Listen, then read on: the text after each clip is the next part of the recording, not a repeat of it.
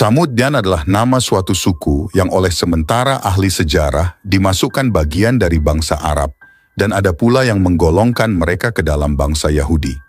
Mereka bertempat tinggal di suatu dataran bernama Al-Hijir, terletak antara Hijaz dan Syam, yang dahulunya termasuk jajahan dan dikuasai suku Ad, yang telah habis binasa disapu angin topan yang dikirim oleh Allah Subhanahu wa Ta'ala sebagai pembalasan atas pembangkangan dan pengingkaran mereka terhadap dakwah dan risalah Nabi Hud alaihi salam.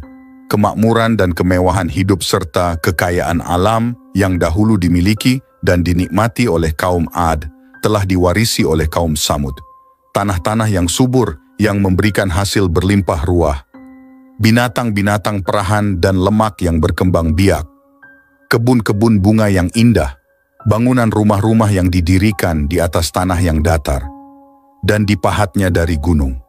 Semuanya itu menjadikan mereka hidup tentram, sejahtera dan bahagia, merasa aman dari segala gangguan alamiah, dan bahwa kemewahan hidup mereka akan kekal bagi mereka dan anak keturunan mereka.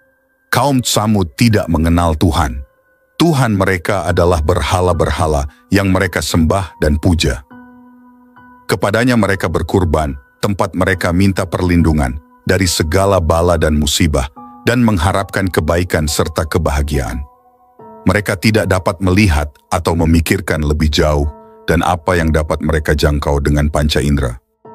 Allah Subhanahu wa Ta'ala yang Maha Pengasih dan Maha Penyayang tidak akan membiarkan hamba-hambanya berada dalam kegelapan terus-menerus tanpa diutusnya Nabi di sisinya untuk memberi penerangan dan memimpin mereka keluar dari jalan yang sesat ke jalan yang benar.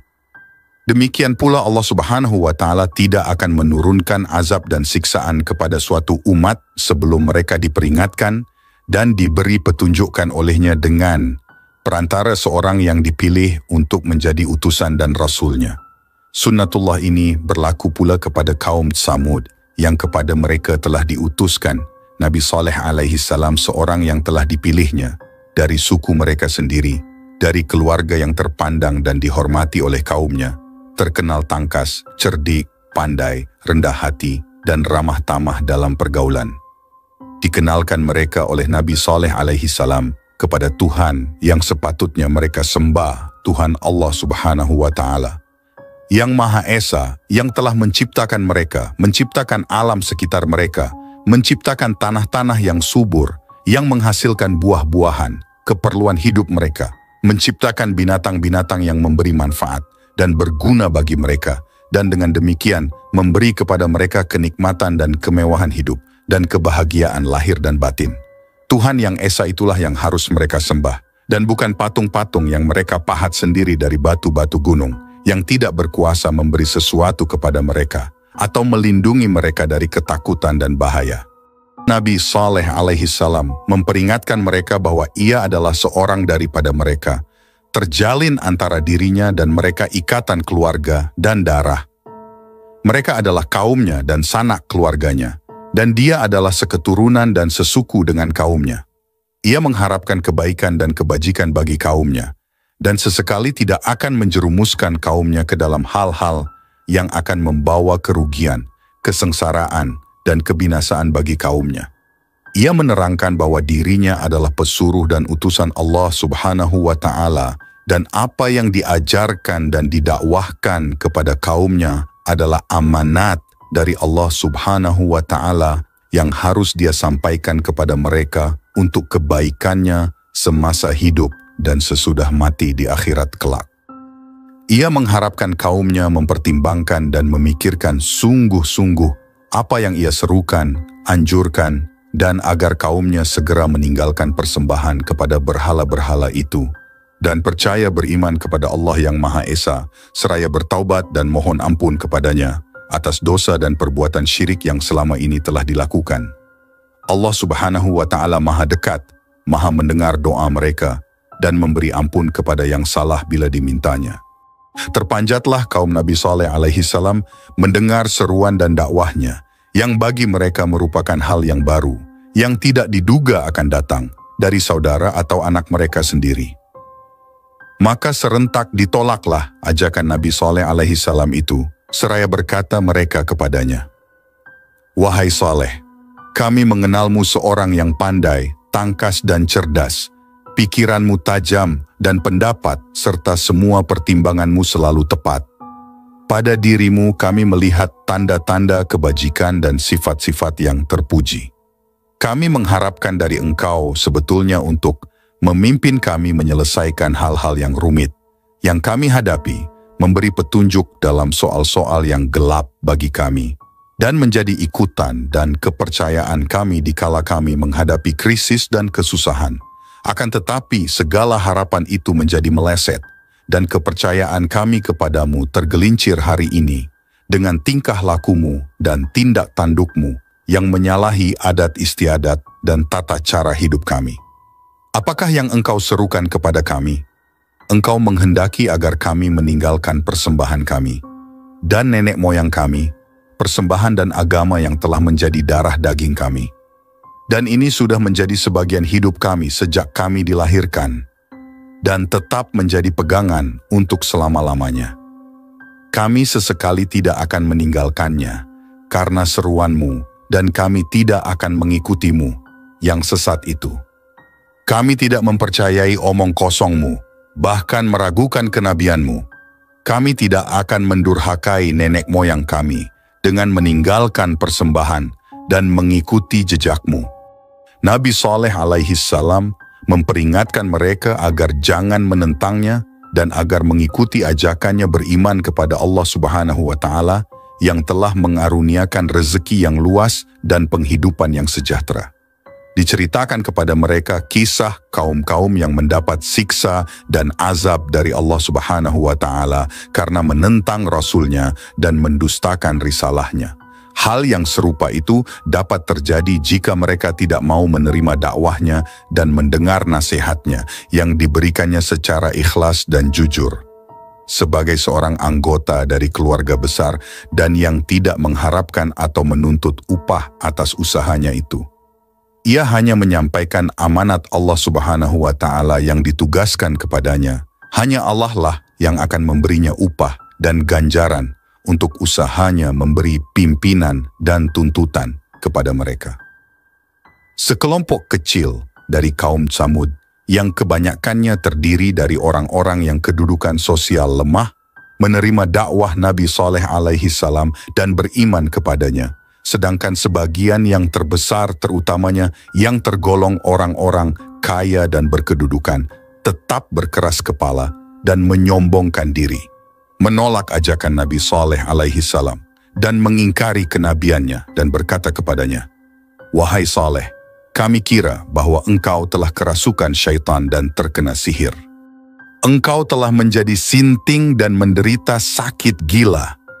Akalmu sudah berubah dan pikiranmu sudah kacau, sehingga engkau dengan tidak sadar telah mengeluarkan kata-kata ucapan yang tidak masuk akal, dan mungkin engkau sendiri tidak memahaminya. Engkau mengaku bahwa engkau telah diutuskan oleh Tuhanmu sebagai Nabi dan Rasul-Nya. Apakah kelebihanmu daripada kami semua, sehingga engkau dipilih menjadi Rasul, padahal ada orang-orang di antara kami yang lebih patut dan lebih pantas untuk menjadi Nabi atau Rasul daripada engkau. Tujuanmu dengan bercerita omong kosong dan kata-katamu hanyalah untuk mengejar kedudukan dan ingin diangkat menjadi kepala dan pemimpin bagi kaummu. Jika engkau merasa bahwa engkau sehat badan dan sehat pikiran, mengaku bahwa engkau tidak mempunyai arah dan tujuan yang terselubung dalam dakwahmu itu, maka hentikanlah usahamu menyiarkan agama barumu dengan mencerca persembahan kami dan nenek moyangmu sendiri. Kami tidak akan mengikuti jalanmu dan meninggalkan jalan yang telah ditempuh oleh orang-orang tua kami lebih dahulu." Nabi Saleh alaihi salam menjawab, "Aku telah berulang-ulang mengatakan kepadamu bahwa aku tidak mengharapkan sesuatu apapun dirimu sebagai imbalan atas usahaku dalam memberi tuntunan dan penerangan kepada kamu. Aku tidak mengharapkan upah atau mendambakan pangkat dan kedudukan bagi usahaku ini. Yang aku lakukan semata-mata atas perintah Allah Subhanahu wa Ta'ala. dan darinya kelak aku harapkan balasan dan ganjaran untuk itu. Dan bagaimana aku dapat mengikutimu dan menelantarkan tugas dan amanat Tuhan kepadaku? Padahal kalau aku telah memperoleh bukti-bukti yang nyata atas kebenaran dakwahku. Janganlah sesekali kamu harapkan bahwa aku akan melanggar perintah Tuhanku dan melalaikan kewajibanku kepadanya, hanya semata-mata untuk melanjutkan persembahan nenek moyangmu yang batil itu. Siapakah yang akan melindungiku dari murka dan azab Tuhan jika aku berbuat demikian? Sesungguhnya kamu hanya akan merugikan dan membinasakan aku dengan seruanmu itu. Setelah gagal dan berhasil menghentikan usaha dakwah Nabi Saleh alaihi salam, dan dilihatnya ia bahkan makin giat menarik orang-orang mengikutinya dan berpihak kepadanya, para pemimpin dan pemuka kaum Samud berusaha hendak membendung arus dakwahnya yang makin lama makin mendapat perhatian, terutama dari kalangan bawahan menengah dalam masyarakat. Mereka menantang Nabi Saleh alaihi salam dan untuk membuktikan kebenaran kenabiannya dengan suatu bukti mukjizat dalam bentuk benda atau kejadian luar biasa yang berada di luar kekuasaan manusia. Nabi Saleh alaihi salam sadar bahwa tentangan kaumnya yang menuntut bukti darinya berupa mukjizat itu adalah bertujuan hendak menghilangkan pengaruhnya dan mengikis habis kewibawaannya di mata kaumnya, terutama para pengikutnya, bila ia gagal memenuhi tantangan dan tuntutan mereka. Nabi Saleh alaihi salam membalas tentangan mereka dengan menuntut janji dengan mereka bila ia berhasil mendatangkan mukjizat yang mereka minta, bahwa mereka akan meninggalkan agama, persembahan, dan akan mengikuti Nabi Saleh alaihi salam dan beriman kepadanya. Sesuai dengan permintaan dan petunjuk pemuka-pemuka kaum Samud, berdoalah Nabi Saleh alaihi salam memohon kepada Allah Subhanahu wa Ta'ala agar memberinya suatu mukjizat untuk membuktikan kebenaran risalahnya dan sekaligus mematahkan perlawanan dan tentangan kaumnya yang masih berkeras kepala itu. Ia memohon dari Allah Subhanahu wa Ta'ala dengan kekuasaannya menciptakan seekor unta betina, dikeluarkannya dari perut sebuah batu karang besar yang terdapat di sisi sebuah bukit yang mereka tunjuk.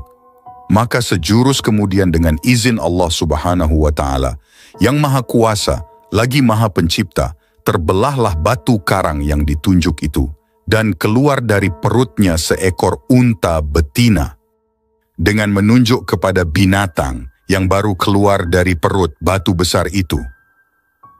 Berkatalah Nabi Saleh alaihi salam kepada mereka, "Inilah dia unta Allah Subhanahu wa Ta'ala, janganlah kamu ganggu dan biarkanlah ia mencari makanannya sendiri di atas bumi Allah. Ia mempunyai giliran untuk mendapatkan air minum, dan kamu mempunyai giliran untuk mendapatkan minum bagimu, dan bagi ternakanmu juga, dan ketahuilah bahwa Allah Subhanahu wa Ta'ala akan menurunkan azabnya bila kamu sampai mengganggu binatang ini."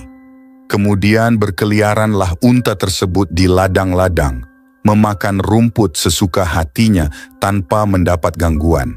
Dan ketika giliran minumnya tiba, pergilah unta itu ke sebuah perigi yang diberi nama perigi unta, dan minumlah sepuas hatinya. Dan pada hari-hari giliran unta Nabi Saleh alaihi salam itu datang minum, tiada seekor binatang lain berani menghampirinya.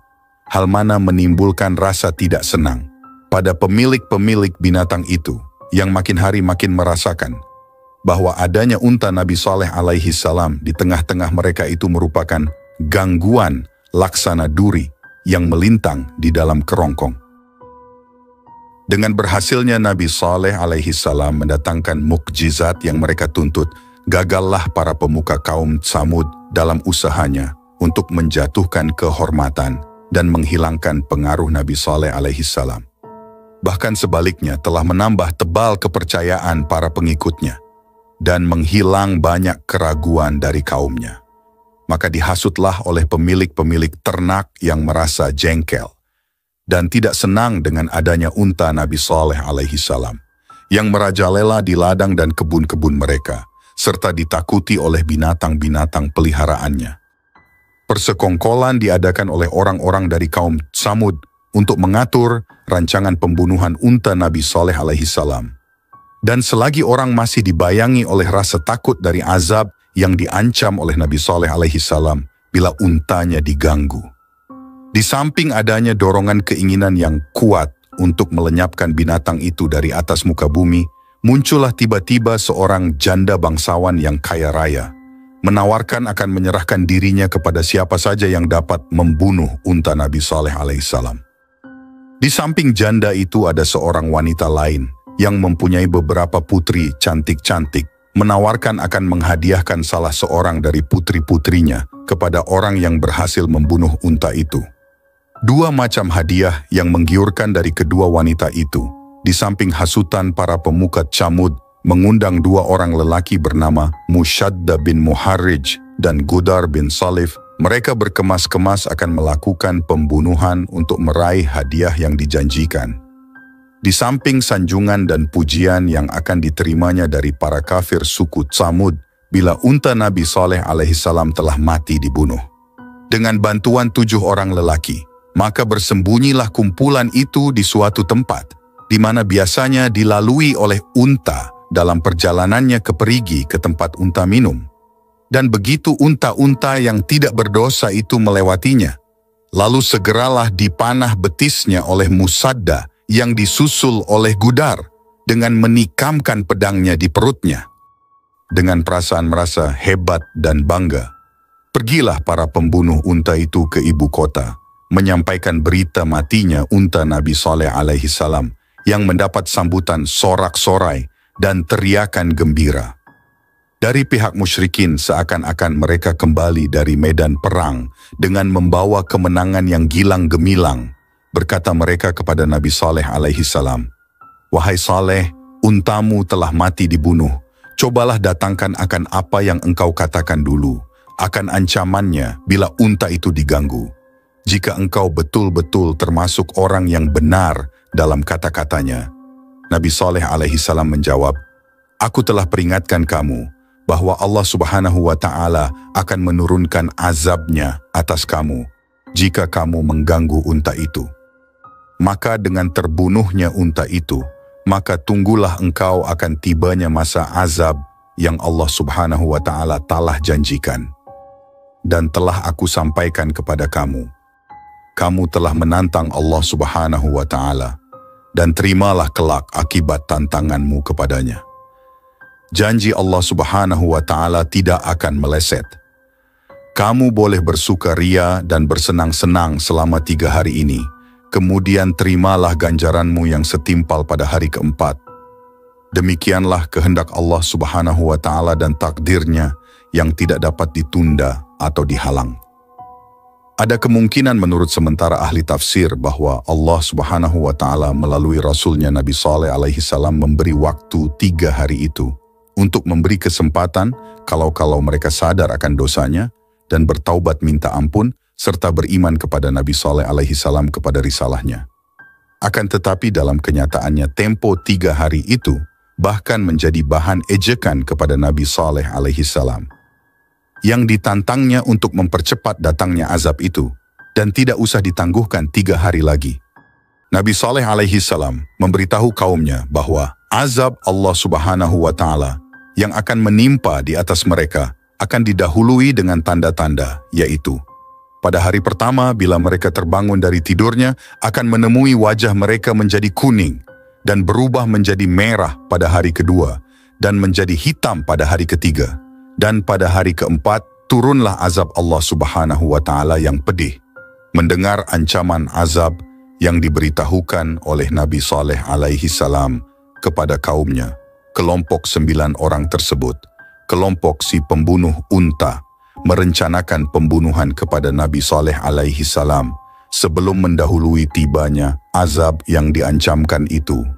Mereka mengadakan pertemuan rahasia dan bersumpah bersama akan melaksanakan rancangan pembunuhan itu di waktu malam. Di saat orang-orang masih tidur nyenyak untuk menghindari tuntutan oleh keluarga Nabi Saleh alaihi salam jika diketahui identitas mereka sebagai pembunuhnya. Rancangan mereka ini dirahasiakan sehingga tidak diketahui dan didengar oleh siapapun, kecuali ke-9 orang itu sendiri. Ketika mereka datang ke tempat Nabi Saleh alaihissalam bagi melaksanakan rancangan jahatnya, di malam yang gelap gulita dan sunyi senyap, tanpa mereka sadari berjatuhan di atas kepala mereka batu-batu besar, yang tidak diketahui dari arah mana datangnya, dan seketika menewaskan mereka di atas tanah, dalam keadaan tidak bernyawa lagi. Demikianlah Allah Subhanahu wa Ta'ala telah melindungi Rasul-Nya dari perbuatan jahat hamba-hambanya yang kafir. Di satu hari sebelum hari turunnya azab yang telah ditentukan itu, dengan izin Allah Subhanahu wa Ta'ala, berangkatlah Nabi Saleh alaihissalam bersama para mukminin, pengikutnya, menuju Ramlah, sebuah tempat di Palestina, meninggalkan Hijr dan penghuninya. Kisah Nabi Saleh alaihissalam dan azab dari Allah Subhanahu wa Ta'ala untuk kaum Tsamud juga tertulis dalam Al-Quran, bahwa Nabi Saleh alaihissalam memberi 3 hari untuk datangnya azab. Banyak ahli tafsir yang mengatakan bahwa 3 hari tersebut adalah kesempatan terakhir bagi kaum Tsamud untuk bertaubat atas perbuatan buruk mereka dan beriman kepada Allah Subhanahu wa Ta'ala dan Nabi-Nya. Namun, mereka justru mencemuh Nabi Saleh alaihissalam untuk tidak menunda azab yang telah dijanjikan. Mereka pun bersukaria dan mengadakan pesta. Diriwayatkan hari pertama sebelum datangnya azab, wajah kaum Tsamud yang ingkar berubah warna menjadi warna kuning. Di hari kedua, berubah warna menjadi warna merah. Dan di hari ketiga, wajah mereka berubah warna menjadi warna hitam. Kemudian, di hari keempat, azab yang telah dijanjikan pun datang. Terdengar suara keras dari langit, dan setelah itu terjadi gempa bumi yang dahsyat, yang membuat kaum Tsamud yang ingkar meninggal dunia. Firman Allah Subhanahu wa Ta'ala dalam Al-Quran Surat Hud ayat 67-68. Suara yang menggelegar juga menimpa orang-orang zalim itu, sehingga mereka mati bergelimpangan di rumah-rumah mereka. Negeri itu tampak tanpa bekas sama sekali, seakan-akan mereka belum pernah tinggal di sana. Ingatlah sesungguhnya kaum Tsamud telah mengingkari Tuhan mereka. Ingatlah bahwa kaum Tsamud telah binasa. Firman Allah Subhanahu wa Ta'ala dalam Al-Quran Surah Al-A'raf ayat 78. Maka gempa dahsyat menimpa mereka, sehingga mereka menjadi mayat-mayat yang bergelimpangan di dalam reruntuhan tempat tinggal mereka. Nabi Saleh alaihissalam dan para pengikutnya selamat dari azab Allah Subhanahu wa Ta'ala. Sebagaimana firman Allah Subhanahu wa Ta'ala dalam Al-Quran Surat Hud ayat 66 yang berbunyi, ketika keputusan kami datang, kami menyelamatkan Saleh dan orang-orang yang beriman bersamanya, berkat rahmat dari kami, serta kami menyelamatkannya juga dari kehinaan hari itu. Sesungguhnya Tuhanmu, Dialah yang Maha Kuasa, lagi Maha Perkasa. Pelajaran dan hikmah yang menonjol yang dapat dipetik dari kisah Nabi Saleh alaihissalam ini ialah bahwa dosa dan perbuatan mungkar yang dilakukan oleh sekelompok kecil kaumnya dapat berakibat negatif yang membinasakan masyarakat itu seluruhnya. Lihatlah betapa kaum Tsamud menjadi binasa, hancur, dan bahkan tersapu bersih dari atas bumi karena dosa dan pelanggaran perintah Allah Subhanahu wa Ta'ala yang dilakukan oleh beberapa gelintir orang pembunuh unta Nabi Saleh alaihissalam. Disinilah letaknya hikmah perintah Allah Subhanahu wa Ta'ala agar kita melakukan amar makruf nahi mungkar. Karena dengan melakukan tugas amar makruf nahi mungkar yang menjadi fardu kifayah itu, setidak-tidaknya kalau tidak berhasil mencegah kemungkaran yang terjadi di dalam masyarakat dan lingkungan kita, kita telah membebaskan diri dari dosa, menyetujui atau merestui perbuatan mungkar itu. Bersikap pasif acuh tak acuh terhadap maksiat dan kemungkaran yang berlaku di depan mata dapat diartikan sebagai persetujuan dan penyekutuan terhadap perbuatan mungkar itu. Akhir kata, wassalamualaikum warahmatullahi wabarakatuh.